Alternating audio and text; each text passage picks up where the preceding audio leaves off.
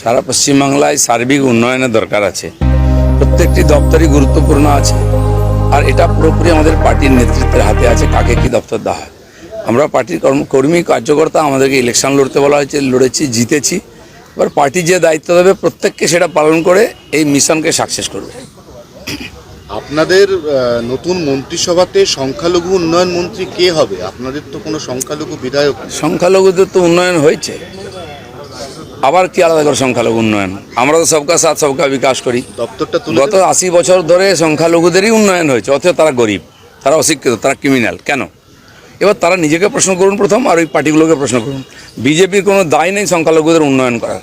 তার মানে দপ্তরটা ওরা আমাদের ভোটও দেয় না, হ্যাঁ, কিন্তু বাড়ি ঘর সুবিধা সরকারি সবাই পাবে, সেখানে কোনো ভেদাভেদ হবে না।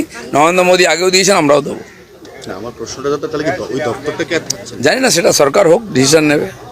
কিন্তু সংখ্যালঘু উন্নয়ন যদি বাই চান্স দপ্তরটা চালু রাখতে হয়, তো সংখ্যালঘু মুখ দিয়ে মন্ত্রী করে। অনেক কিছু চালু হবে, অনেক কিছু বন্ধ হবে, সরকার হওয়ার পরে ডিসিশন হবে।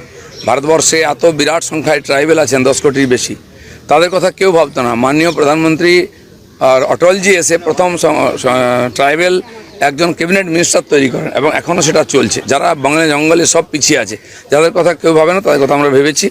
বাকিদের কথাও ভাববো, কেউ আলাদা হবে না। দিকে দিকে বিজেপি কর্মী মার খাচ্ছেন, গুলিবিদ্ধ হচ্ছেন, মৃত্যু হচ্ছে।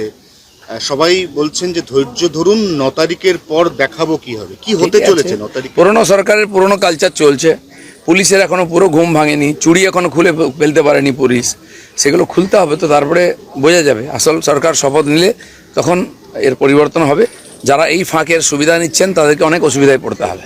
কি হবে এক্স্যাক্টলি 9 তারিখ দেখতে পাবেন 9 তারিখের পরে। মমতার মন্ত্রিসভা ভাঙলেন রাজ্যপাল। এ তো ভাঙারই ছিল, পুরনো না ভাঙলে নতুন গড়বে কী করে? উনি ভাবছেন ওই মন্ত্রিসভাটা চালিয়ে যাবেন। এই ভুলটা ওনার ভাঙতে সময় লাগবে 1-2 দিন। হাওয়া দিয়ে যাচ্ছে অনেকে, উনি এখন হাওয়াতে ভাসছেন।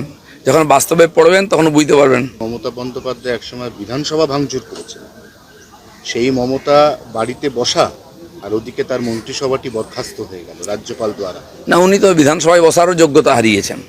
কালীঘাটে বসে ঝালমুড়ি খাওয়া ছাড়া কোনো কাজ ওনার হাতে থাকবে না।